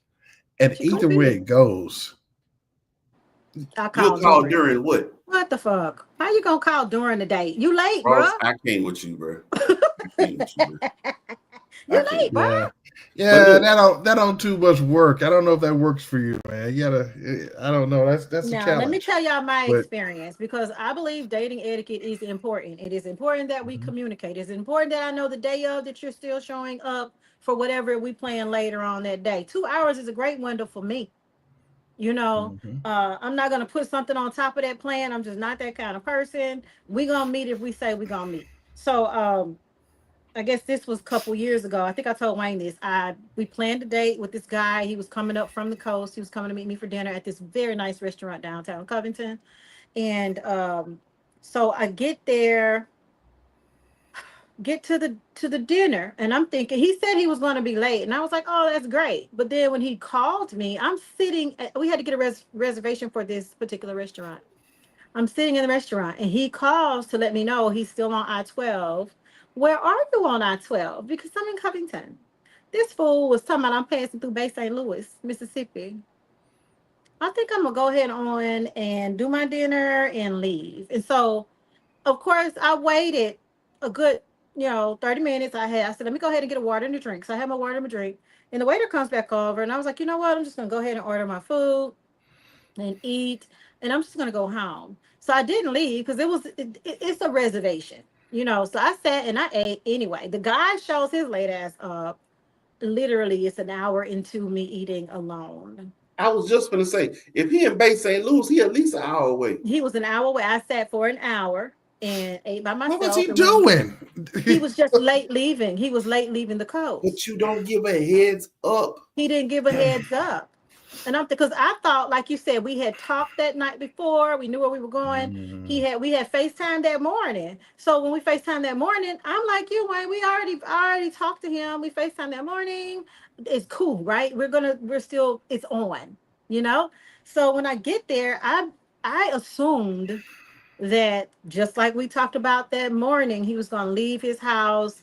I think we was for 7, so he was supposed to leave his house for like 5:30 at the very latest to get wow. to where we were. And I was like, you know what, fine. So he did finally come. He made it. He was like, do I have time to order something? I said, no, you should have called and told me you wanted to order something to go. I've already eaten, I've already paid. And those, so he was like, he gave me the money back though. He gave me the money back, but he paid for the whole thing.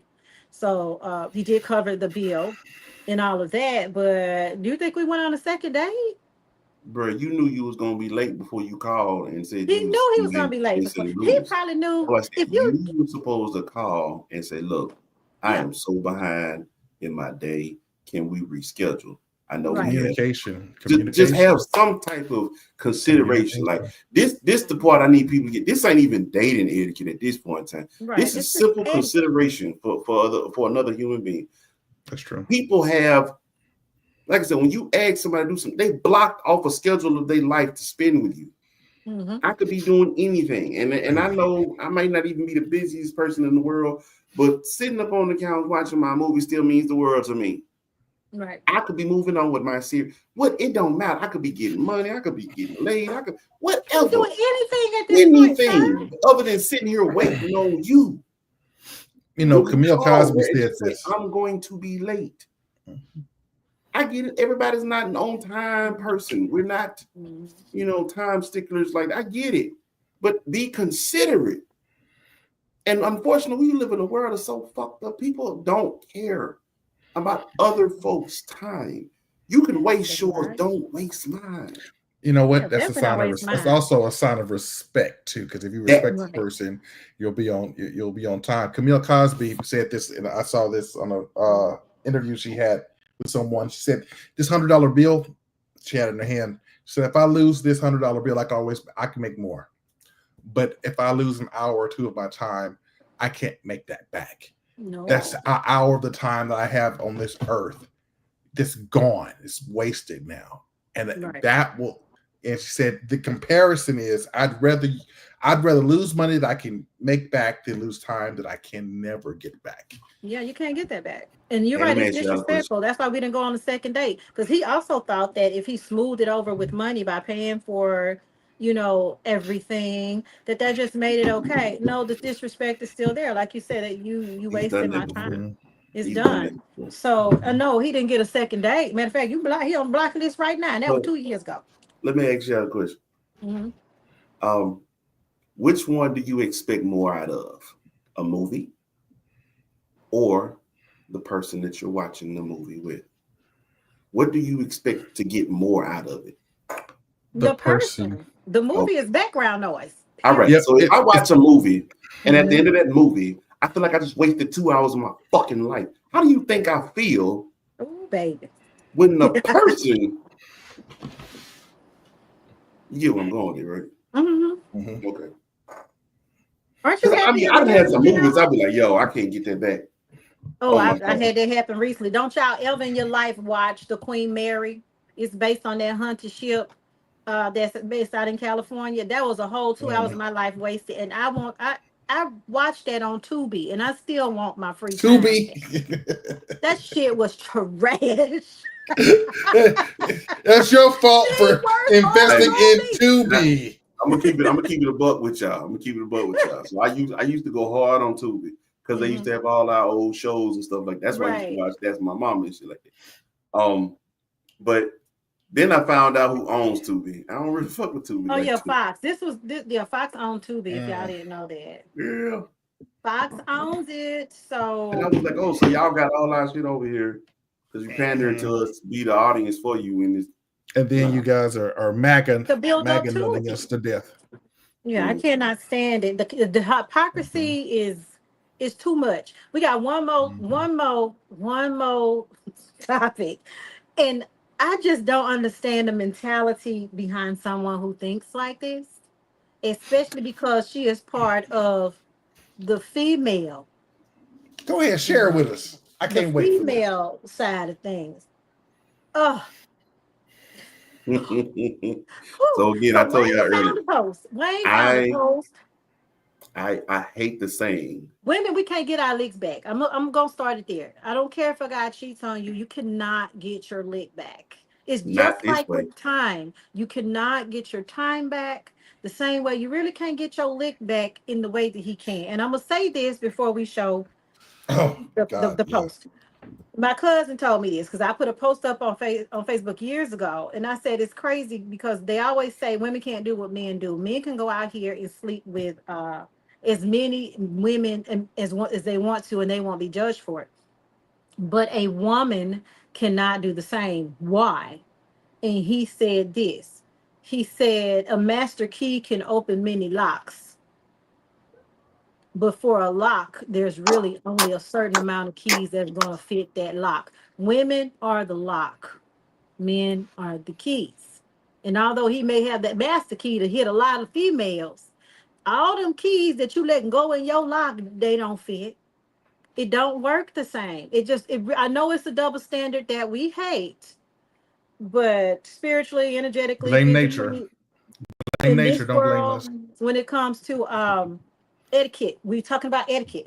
When it comes to social norms, that's what they're called, social Mm-hmm. norms and mores. I don't know if they even teach about mores and Mores. norms in school and no Mm-hmm. mores, thank you, in Mm-hmm. school anymore. But it goes back to that. Women are expected to act a certain way in society. I'm not talking about feminism and all that sisters are doing it for themselves. I get all that. But in the grand scheme of things, I don't care if it's the Eastern world or the Western world, women are viewed in a certain way. We're viewed as sacred. And it's only two ways. It's called the Madonna whore complex. I ain't got time to talk about Madonna whore because I want to get to this. But women are put in two main categories, Madonna Mm-hmm. or the whore. Madonna whore complex. That's why men are able to have a wife and a mistress. Them bitches ain't on the same level. I don't care what you women say. Trust me, if you're the mistress, you ain't on the same level as his wife. You can call his wife a fool all you want to. I guarantee you, you ain't on the same level as that wife. There is a difference. There is a Madonna whore complex. Look into it, Google it. If you're triggered easily, don't look into it and Google it. You might get your feelings hurt. But this girl turned from what she probably was viewed as a Madonna into her whore by herself. But roll it. Because I mean, I'm just Roll that pissed at her. beautiful bean I am mad footage. at this. But read that. Y'all read that. I guess I hit the first one, JL. And since you think you bigger than the program, I had to show you. I had 6 niggas lined up and fucked them all and kept the condoms. You not the only baby. You play get back with your pussy and you call that get back, laughing my ass off. Inside smelling like a whole condom warehouse. But this is why. This is why I say I hate the saying men can't take the punishment that they dish out. Because you want to know why the saying is stupid to me? I've said this before, and I know people don't like it. Here's the truth. When that man actually was whatever this punishment is or that he's supposedly dishing out, he honestly was not thinking about you. No. His intent was never about her. He was simply thinking with his dick and he just wanted to fuck. It was never about hurting you. His intent was not about, because I promise you, if he had a way of saying, oh my God, if I do this, it's gonna break my girl's heart, he would stop. There are a lot of men who do not think about you when they do things like that. And so that's when you say, oh, what, you slip and fell in some ass? Oh, well, no, not slip and fell into it, but at the same time, she was in front of me. I was only thinking about what was exactly in front of me. I wasn't thinking about the consequences. I fucked up, baby. And I will pay forever and ever. They do all kinds of begging, pleading, this, that, cool. Here's where it's different. The intent behind your movement as a woman trying to get your lick back is not the same. Your intent behind this is to hurt, is to inflict pain. And so therefore, you willing to go to the deepest, darkest pits of hell to do something and inflict something on someone, and it's not going to be the same thing. No. At all. Because in the end, see, what you got to understand is, I know it's not what we call it earlier. I know it's not fair. I get it. It's not fair, you know, men and women, whatever. I get it. It's not fair. But at the same time, it's because in the ranking of things, actually, woman, you are higher. That's really what it is. Your body, your insides, your grace, your presence has more value than what I'm doing. Mm-hmm. Like, if you think about the sweetest parts of a woman, the sweetest parts of a woman are on the deepest parts of a woman, which is also where you will find, if we flip it, that's why they call it Mother Earth, oil, gold. There's diamonds, pearls. All the precious metals. Yeah. All the precious metals. They are all in the deepest parts of Mother Earth. And you got to work your ass off to get to it. Meanwhile, them little rocks and shit that be on the side of the road and everything, they easily accessible to anybody. And anybody at any point in time can come and pick that up and play with it, throw it, whatever. Guess where my dick is? Hanging outside my body by his goddamn lonesome. You know, him and his two cousins. Ain't nothing precious about that. That's the way the world works. I'm sorry. Sorry. Let's put it into context. And I know reading is like not a big thing, but back in the day, they had this book called Men Are From Mars and Women Are From Venus. They have a lot of other psychological books out now too. Men are left brain logical creatures. Most of their thought comes from logically, strategically, mathematically lining shit up. That is how men are programmed. Women are left brain feeling.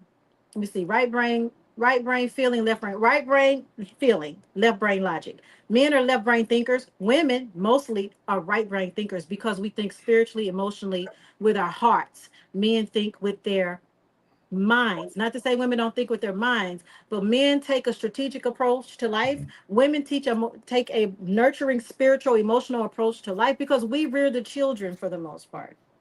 So no, we're not even set up the same in those regards. So men can have an affair and keep it compartmentalized because they have not attached their thing that hangs out of their body with the two friends to their heart. It is not the same. However, with women, because we are taught to find a mate that's our protector and provider naturally, biologically, we look for the man who can protect and provide for us and the offspring that we're going to have for that man. Watch a nature show if you don't believe me. This is how mammals are set up. Okay, we're going to find the strongest one and we're going to bond through the sexual spiritual act to that one man. It's called natural selection. It's called natural selection. Thank you. We Yep, learned this in yep. school. Human physiology is taught in natural. We learned about natural selection. Okay. So when women get Your proof, though, upset Shirley. because, This your proof. Jayhawk, answer this. You got 6 women you finna knock down. Mhm. Are you keeping these condoms? Absolutely not. Absolutely not. Most men, Absolutely you go not. sleep with 6 different women, they are not keeping 6 condoms that they bust in to show, then prove that I got some pussy. Meanwhile, her emotional ass kept every last one nasty. You kept every last one of them just to show and prove that you got your lick back or 6 licks back. Tell Baby, you you are what, emotionally if unstable. one of them was Drake, it got hot sauce. One of them. Boy, emotional about it, unbalanced is now your pH is. Oh, not only is it an imbalance, man, she had to do the walk of shame 6 times. Damn. Walk in. Unless they all came to her house. And I don't she know. It's asked just mind for. blowing. So The she condom. asked for it. What do you do? I got it. I'm gonna hold on to it. Like, Hey, how man, do you? And you just lined them all up like that and took a picture. Like you thought you was doing something. not even on a towel. They just own the couch. Girl. Or whatever it is. And what's really bad is, like the dude said, you played yourself. And now, even Ain't if no he towel. had any type of semblance of respect for her, he has none now. None. Like it's gone. It's completely gone. He will never see her the same again. If he even had her on a mini pedestal, I don't know if he did or if he didn't, but he don't now. You can believe that. She will never ever have a chance with that guy again, ever. Ever. Okay? And let me keep it above with you. Ever. Doing something like that, you actually made it hurt less. Yeah, way less. He You healed didn't real get quick. You didn't get a lick back. You actually exposed yourself, and that man said, "Damn, I dodged the bullet." Big bullet. Yeah, He's like, boy, I'm glad I got out of that. And that's a a problem. I know it doesn't feel the best, but the biggest flex when somebody fuck you over is really just to move on and glow up. That's the biggest flex, because that really shows. Because what I've seen I seen the video. The girl say, so since we broke up now, you done went out and got a job and a new car and you done got your whole new house and this and that. So what you trying to say? I was holding you back? Dude comes in, yes. Yes. That's the biggest flex you can ever do. Seriously. Move Now, on. I will say this too. It's crazy because we can be the totality of the women that we are. But I think we have to learn to do it in such a way that honors us as women, that honors ourselves, and we continue to respect ourselves. If you're ever in a place, ladies, where you feel like you got to get back at a dude for any reason, please take a step back. Because now you really got to do some inner work. Because if you feel triggered to that point, it ain't got nothing to do with that dude. It has everything to do with yourself, your self-worth, your self-esteem, how you feel about yourself internally. Because trying to get a rise out of him, all that's going to do is give you a very small amount of external validation. And at the end of the day, you still got to take accountability for the fact that you went out here and hoard yourself out and made a fool of yourself with all these other men who also don't care nothing about you. And the one person who probably did, you fucked that shit up. Yep. Because you sent him this. Like, why would you do that? That's crazy. And didn't get paid for it. She didn't get paid for nothing. Now, I ain't see nothing in there where she got paid for these six excursions that she went on. Hey man, you gotta understand. It's Jet 2. So Jayhawk, you remember being back in school and everybody we had a high ranking of when it came to the girls in school. Mm-hmm. There was always a tier of girls that were just the up echelon. Yep. Okay. And usually those were the women that you would see from afar. Yeah. If you were a woman that was still in the top tier, of a man and he was actually Mhm. close to you, that man actually could fall in love with you. He's dangerous. But usually it's the ones that you see from afar. But the thing is, the reason you holding it because you don't really know who these women truly are. They look good on the outside, but you don't really know what they about. Right. And then you find out maybe an interaction. It don't even have to be a romantic one. But you know, when they open their mouth and stupid comes out, Like, dang. and you Never meet your heroes. what they always say, I Never don't meet care you- how good never. you look, baby. You can talk yourself out of being pretty. Yeah. I swear. Absolutely can. You can truly talk can. yourself out of being pretty. Mhm. And you could be the baddest motherfucker, but I promise you, if your attitude is ugly, so are you to me. Yep. Yep. You are absolutely hideous to me. So, baby, when I see you for who you are, trust me, I'll put you off that. You will be knocked clear off that top tier, and you'll be put down in the basement. You know what's in the basement? Oh Lord, I In the can't words meet of Manny Nia. Fresh. Oh, I can't meet Nia alone. Oh Lord. O's and nims. That's what we call them. You know the and nims. Hit me with him. No, The what's and the name? nims. It's Oh really yeah, simple. the opposite. I'm gonna go see what such and such and nim. And And You ain't them. even Yeah, I important. got you. Hey, And them. you just And them.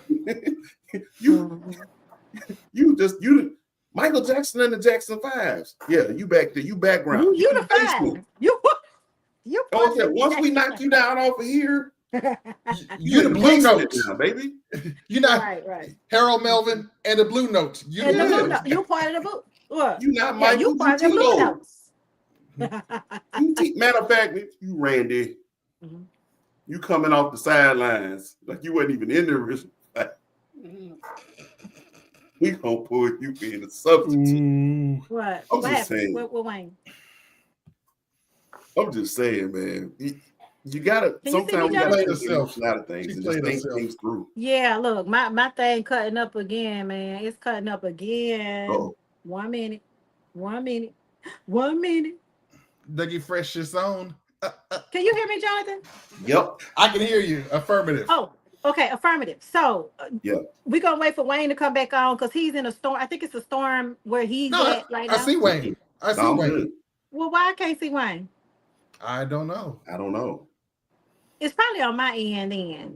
Mm. Probably on my end then. But we're coming up to the end of the show, so I'm gonna pop out and pop back in, and I'll be right because I can't see Wayne at all. I can see you just fine, Jonathan. Mhm. And you can see me just fine. I can see you just Yeah. fine, baby. Why You can't I just see my fine. man Wayne? Why can't I see Wayne? All You right, know look. what? By the way, before I let you go, I'm gonna say this. Your Uh-huh. skin looks all hydrated and everything. You looking good tonight. Oh, thank you. Thank you. I've been trying real hard to, keep my health and my strength up and wash my face and look all nice and pretty. Thank you. And no makeup. All I have on is a little lip gloss. There's Wayne. Black don't crack. Yeah.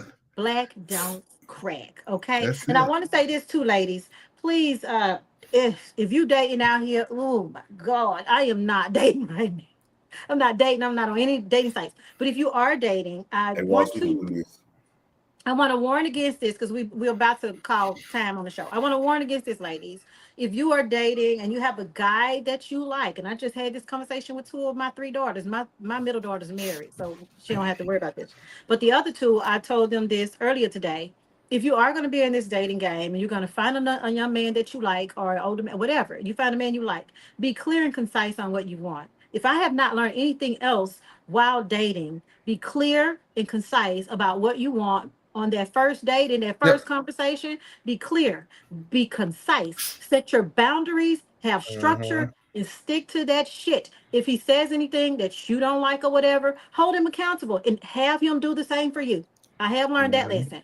If you run into a guy that you like so much and he's really nice and suave with his words, and he tries to get around you setting your boundaries, please run. Because what I've been seeing happen on more than one occasion with so many women, I'm in different groups on different platforms, and a woman will find a man that she likes, and then they will be dating, and then she will get upset with said man because she didn't make it clear that they were supposed to be exclusive. So then she finds out about another girl, so now her feelings is hurt. Okay, you need to address that with the guy, and probably if it needs to be ended, I don't care how much you like that person, end it. What I don't want y'all doing is trying to triangulate these men to make them want you more, feel a certain way about you. If y'all talk and they see you out in public with somebody else, or you strategically arrange for that person to see you out in person with somebody else, don't do that kind of stuff. It just makes you look really bad. And sometimes women, we put ourselves in positions where we make ourselves look really, really bad out here in this dating game. And I just want to save you some time. I have been dating in the dating world now for the past 4 years. Be clear, be concise, state your boundaries, say what the fuck you want and don't want. They're gonna either stay and do what you want them to do, and you can set it up, tell them to hold you accountable too. But don't stay where you're only tolerated. In a lot of times out here in this dating world, because people are looking for their perfect match, a lot of it is just you kissing frogs until you get to a match, or he's kissing a frog until he gets to his match. I ain't got time for none of that. I gave one guy a chance, two chances. The first time he fumbled it so bad because he could never decide on a date. And I was like, "You're very indecisive, sir." And this was last year. He fumbled you like that? Well, he just was very Wow. indecisive, and I figured he had anxiety. And I even asked, "Do you have like social anxiety?" Because he would plan it and then he would quit it. He would plan it and then he would quit it. Plan. I said, "You know what, sir? I don't know what that is." Okay, but Yeah. I wish you the best. I see I that. wish you the I best. see that. Man. Oh, what? I don't know what just happened. Ross say, What you you know say? what I want. Well, okay, no, Ross. I'm making it clear right now. Right. Well, that's not dating, sir. That's something completely different. And we're not about to have that Trying to hold them conversation on cheeks here. accountable. No. No, let me get to my point, sir, because you are on Ross be on some other shit every time. Ross Anyway, the this guy, boss. I told him, don't talk to me. You know what? Let it go. Anyway, the guy, I stopped talking to him for like a month, and he said, "Oh, can I have another chance? I really was going through something." And I was like, "You know what? I'm gonna charge you a convenience fee. If you're serious, pay the convenience fee." Fool paid the convenience fee. Sure did. Well, that means he was So serious. he was serious. We went on a date finally. He finally got one planned. He got it out. He got it out. He got it planned. We went out. We had a great time. And then I discovered he was a bit of a gambler because during like the date, he kept checking his stats, and I was like, "Oh shit." So anytime like whatever was he was doing wasn't going in his favor, he would be like really upset. Like, "Okay, sir, I'm gonna Man, need you." dude. God damn. I know. I need you to put your phone down because I think God I said, "You know dang, what? Yeah, boy. that's Yeah, some points, though. I Hey. ain't gonna lie, though. You know, Yeah. I keep hearing that the Yeah. dating pool It's crazy." is But gambling. I mean, he seems like a nice it's a guy. cesspool now. So It's successful. He was You what do you call gotta know it? that's not the time to have that going. Like, if I know I got a date going, because I ain't gonna lie, I've dabbled in it. You make a little corner, you know what you're doing, you know what I'm saying? You good with your sports and everything, and even though sometimes freak accidents can happen. But there's still a time and a place. The date Just like ain't the it is time. everything else. I'm your not gonna fantasy set stuff I football need to league be does not keeping up work. on while I got a date that night. That's just not cool. Are It you was, sure it it was wasn't crazy. fantasy football? No, it was actually because he asked me, did he want me to set? Did he want to? He wanted to know if I wanted to be set up on like the sports betting page, and he would give me the tokens and he would put the money on there and whatever. So I didn't want to do any of that, and we ended up parting ways. He was a nice guy. He was a computer analyst. He had a great job. Nice guy. I think he was one of those introverted kind of people. He gave me those vibes. What the hell they say on the screen? What I don't know. What now? What now? Ross, I'm Ross. trying to gamble with my pride to see if I can last. No, sir. No, sir. I'm not out here just doing random shit like that. Sorry. I'm not. Oh my God. Stop, Ross. Stop. It's a no, sir. It's a no. We're not giving our cookies away like that. Okay? It's not what we're doing. Okay? He up here talking about he trying to see. But you know what, Ross? On that note, it's time to end the show. It's time to end the show on that note right there. Lord. All right. So thank you all for joining us tonight. Hopefully you really enjoyed the commentary. If you did, please go ahead and give it a thumbs up. Go ahead and share it. Okay. Smash that like go ahead button. and comment and subscribe. We're getting into the YouTube algorithm. We are still on Facebook for right now because that's a large part of the audience. So I'm not going to dismiss that. Having issues with how Meta is set up and how it is run, and they have gotten themselves into that political atmosphere, and I don't like that for this social media company Mhm. and how they are using our data. That's really an issue. So I don't know how long we're gonna be on Facebook. And just a heads up for you guys that are TikTokers, they haven't announced it yet, but please trust and believe TikTok is TikTok. now part of the Meta family. Didn't I It's tell a you? part of the metaverse. It's a part of the I said it metaverse. on this show. It was It's coming. a part of the Yeah, it's metaverse. part of the metaverse now, and they Matter of will be fact, making that remember when it went announcement. away and you said Mhm. you couldn't go back in when it came back? That's what it was. It was I switching said over. then, I was like, that's because they trying to Mhm. figure out a way. Matter of fact, even before it came back, so they trying to figure out a way how to get it where it's no longer on outside soil. It is purchased now where it can be functioned and operated in the United States. And God damn it, They did it because I deleted the app, and then when I put it back on, the very first thing it asked me once I was logged in is, "Do I want to sync China does my have something else. Meta Yep. profile Yep. with With my it. TikTok profile?" And when I saw that, I knew. I was like, Yeah. That's So exactly if what what? it y'all was. haven't And you gotten a saw clue yet, it's I coming. said Instagram does that. So how is that? Because No. Instagram and Facebook are part of Meta, and now TikTok Exactly. and Lemonade. So if you're on Yep. Lemonade or TikTok, they have been man. rolled into that big Well, let me conglomerate. go and say my little Um, final statement to yeah, now. go ahead. Go where you are always accepted. Go where you're always wanted. And I'm saying that Or you are in Mhm. celebrated. life, and I'm saying it even with social media platforms. The BU Social app, Mhm. BU Social app is black owned, black made. I mean, from the ground up. Okay. And it is something that is still in the early stages. So yes, it's going to take some getting used to. Mhm. I'm definitely telling you to tell your people, migrate, move, go where we want it. If we can have a space that's all to our own, why do we need to be over here on these other platforms? Tell a Absolutely. EU friend to Social tell a app friend. and fan base. Yeah. Mhm. Again, this is where we're wanted, where we're accepted, not just Yep. tolerated. We don't We're have to be in the celebrated. world. Move Mhm. on. And speaking of, Tell a also friend and tell a download, friend. tell a friend and tell a friend, download the BWNC radio app. We do feature Yep. on the BWNC radio app. It is free to download. It is also built from the ground up. It is black owned, for us, for everybody, anybody, everybody. Go download BWNC For radio us, by app. We us. will be No featuring on FUBU. there tomorrow. And I have not put anything up on Spotify since I broke my leg because it's just really been a struggle to get my health back together. Um, and But and you're and looking try to get good, my Granny. life You're back looking on. good. I'm gonna celebrate you Well, because thank you have, you. you know what I'm Y'all still saying? keep You me in your good. prayers. And if you want to support and cash out me, help me out because I'm literally starting from experience, as my physical therapist often tells me, but also from scratch again. So, Mm-hmm. here we go. So y'all stay tuned. We may be changing up the flow of the show a little bit. I may Mm-hmm. go back to pre-records just until I can get a little bit more balanced in my life. But with that saying, Jonathan, you got any more final thoughts? Um, guys, I'm gonna just echo what Will said. Instead of go where you're tolerated, go where you're celebrated. Mhm. Find your crowd, stick with your crowd. There you go.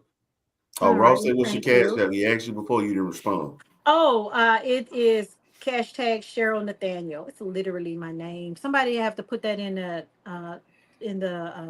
chat forum because I'm not able to put it in the chat because I'm on my phone. So somebody pop that in the chat. You got, It's hashtag you got that one? my hashtag Cheryl Nathaniel, CherilNathaniel. I think Wayne just dropped it. So thank you all so much for that. And with that being said, we're going to end the show. Have a beautiful night. We should go out on the What's Happening theme song tonight. Nah. Mm, mm, Which one time for D, man. Let go. RP All Doctor right, D. let's go. Bye, y'all.